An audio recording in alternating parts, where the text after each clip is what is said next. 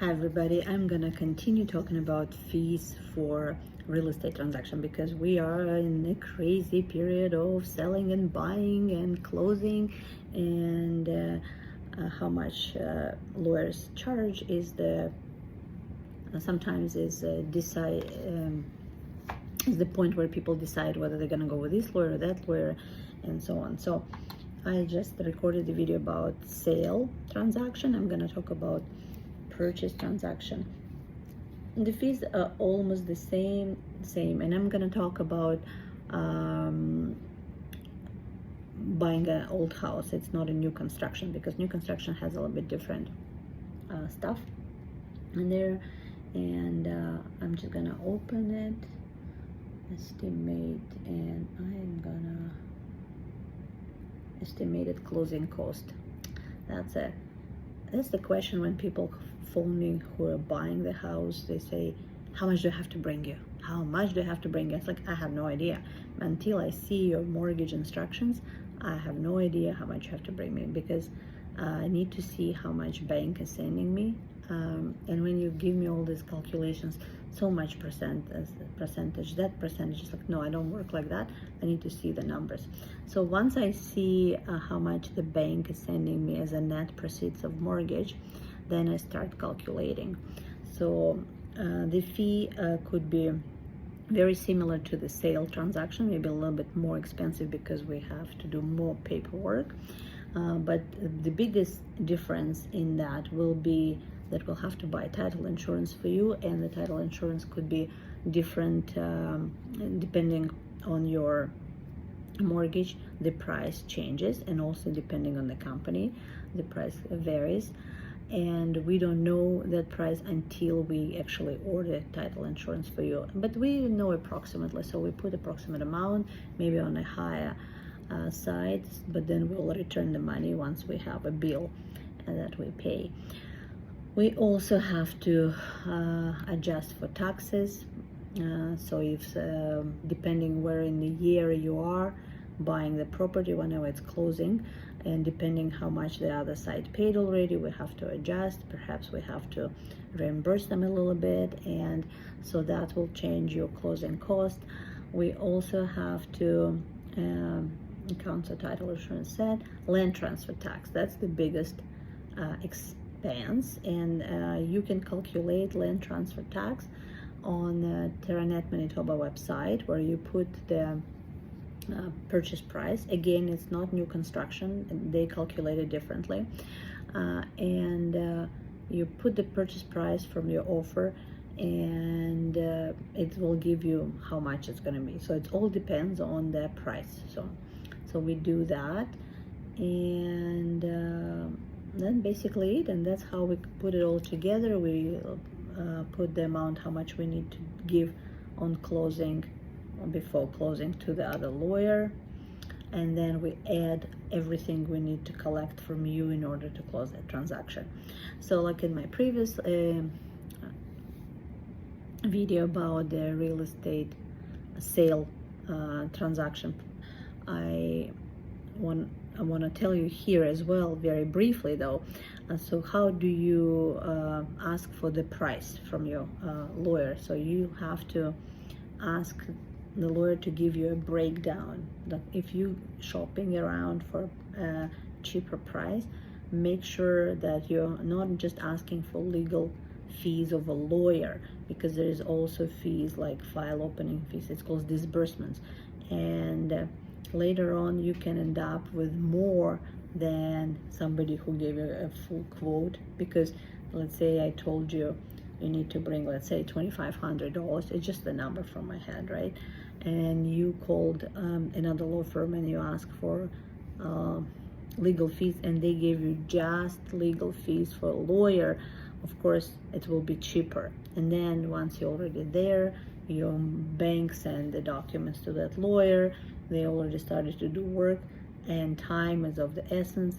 So you cannot go anywhere. You might end up paying more. So I always tell clients, ask for a breakdown of every fee. Yes, there could be some discrepancy, but they'll be minor. Maybe more courier, or there'll be tax adjustment, but it's not a fee. You would have to pay it anyway, right? So sometimes people email me and they say, well, we got a quote somewhere else. Would you like to match it? And sometimes I say, okay, send me, because they've seen my prices in writing. I say, okay, send me those prices and I will compare and I'll see why is it much cheaper. Like, why are they doing it $500 cheaper? Because it's, in reality, it's not considering what you're doing, buying a house. Sometimes the house 600,000, 800,000, and we don't charge based on the price of the house. It doesn't matter, the work is the same, but people saying, well, we found cheaper, so they want, I understand everybody wants to save. I like to save too, or I try to do that. It doesn't usually work, but sometimes I get lucky in a store and get something really for a good price. That happens. And but I don't go from place to place, let's say, finding that price, right? So when you do that and then you come back to me, there's some people and they say, well, another lawyer, they don't give me the name or anything, they just say, gave me like 500 cheaper, can you match it? And it's like, well, show me their prices in writing. And they would say, well, I don't have it. So then obviously either there is some, I don't know, game going on. They want me to agree to something that actually that's not truth there. Nobody gave them a discount. I don't do that. I don't play this discount game at all. I believe that we provide super good quality when it comes to our knowledge about real estate. That's 100%. And it's not only real estate, and immigration department we have, and our family stuff. So we provide good service. Maybe you don't think like that, that's okay, right? Some people might disagree, that's okay. But I believe that in real estate, we close those transactions just excellent and very quick, very professional. And I don't want to give any discount. If anything, should be asking for more money. But because of the market, unfortunately, we have to get to a certain amount that we are competitive, right? But in reality, the service we provide, I feel like we should charge more, because we do evenings, weekends, rushes. Sometimes we charge more for rush. If you come to us and you're closing in one day or so, we will charge you more because we have to put other stuff away. Anyway, so that's why I don't do this discounts. I just don't believe that I have to pay less to my paralegals. Like, why they have to work the same amount of work just because somebody wants to save money. Like, if somebody offered you less, then you should go there. That's all I say. I say, okay, you know what? We cannot afford it. We want to make decent living for not just for me, but my entire team. And we provide wonderful services. So we will not agree to the discount. So you can go do it somewhere else. Yes, I lose clients, and maybe those clients will never recommend me to anybody else, but that's it's up to them. I don't even think about it. It's just like, for me, I have so much work, so I have to just do what I'm doing, and I'm not worrying who is gonna go anywhere else for cheaper, or who is gonna never refer to me anybody or whatever. So we don't focus on that. We just focus to what we have, what clients we serve, who really appreciate us, and we give our best we can in the situation to resolve the issue. So that's my attitude. I don't do discounts much. Like, sometimes I do if it's my returning client and it's really coming too much. In some situation, I'll say, you know what, I'll give you an hour for free of my time or something. So that happens. But if I don't know you and you just come from the street and you is gonna say, well, I'll bring you a lot of clients, it's a famous line, I'll bring you this. And no, just pay your bill, and if you don't like it, go promise something to somebody else. Wow, that sounds maybe not nice, but that's what it is. I think it's many years of practice. How many years? Let me see. I can't even calculate. I'm too tired. Today is 2025 minus 2008. 17 years of practice, and I'm finally at that point where I can say, no, I am not gonna give you discount. I am offering you a great service, and you pay for that. So that's that. When you do a real estate transaction like new construction, right? The difference in the new construction pricing is that we will have to review the agreement before it's finalized. Not always, but preferably that you have a lawyer, and builders like when you have a lawyer's approval. You can waive that. You can say, I don't want it, but usually we review it, and I charge for that. I don't ever do it for free because it's at least 1 hour of work. It's a lot of responsibility, and by the time the house is built, maybe you change your mind and go to another lawyer. That happened to us before, but at least I know that I'm paid for that hour that I spend reviewing with you. So that's with the new construction. Sometimes there is no tax yet, no tax assessments, there is no tax search, but other than that, there is the same fees for the purchase. So when it comes to purchasing condominium, there is also a huge amount of paperwork that people like have their lawyer review that, and I charge usually for an hour, which I think I should charge more, to be honest, because there's like, I actually read all of those binders. They're very boring, I would have to say, but you need to read it to kind of maybe catch something that and explain it to the client, because that's why they're hiring me. Like, they want to see what is happening with their budget, and or maybe there is something happening, like there's going to be a major renovation in that building and they don't have enough sufficient funds, and how it's going to affect you as the new owner, and so on.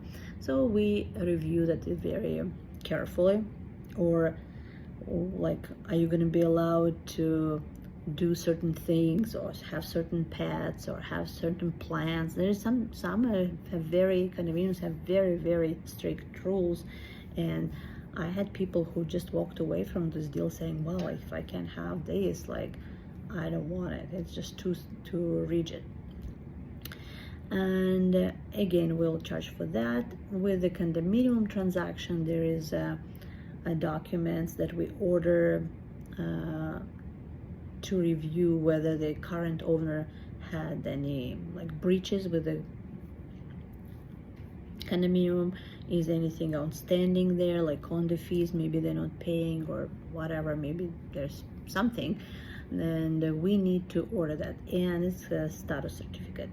It's called status certificate, and it's cost a lot of money. In some cases it could be like $260, $250, depending on the corporation that is managing that condominium complex. Okay, so some of them are very quick to deal with. It's online. We go online, we just put in a condo number and a unit number, and we order the document. We pay by our card, like a credit card, and in 5 days it's ready, let's say. But if it's a rush, we have to order, then it's more money. Some of the companies don't accept credit cards. We have to actually deliver a check to them. It's a little bit inconvenient, but we have to do what we have to do because we have to have the document. So that's basically the only difference, in a little bit of fees for certain things that associated with certain type of transaction. We're not going to talk about commercial buildings here because it's a totally different thing. And in my practice, I didn't have many. I had a little bit, maybe several transactions with like maybe 10 units or whatever. I also had, we can talk separately about if it's a multifamily, like triplex or maybe fourplex. We can talk about that. I haven't had them for a long time, so I need to look through the file, see what kind of weird things are associated with those transactions.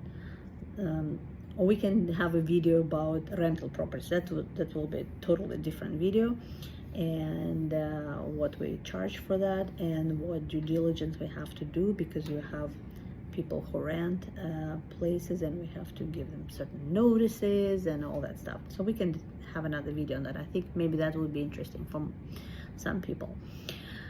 I hope that was useful for you.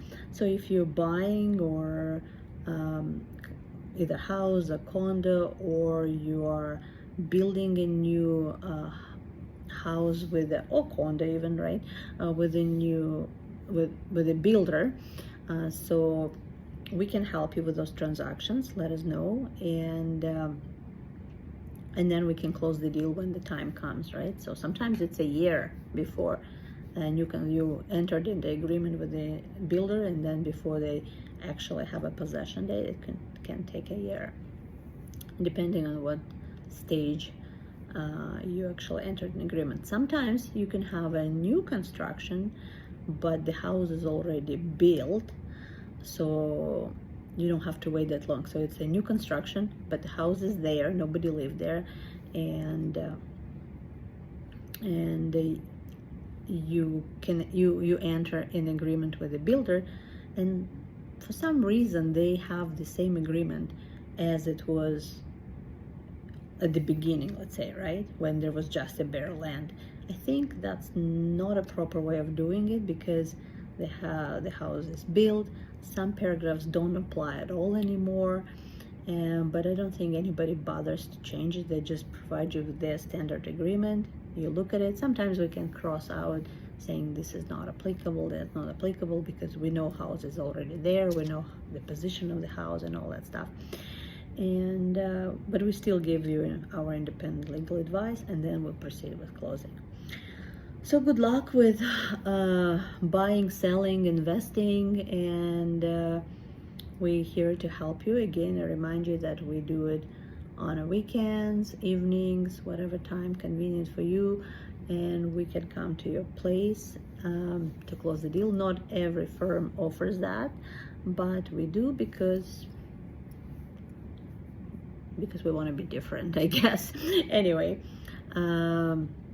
contact us by email or text, and we'll provide you our pricing. Bye.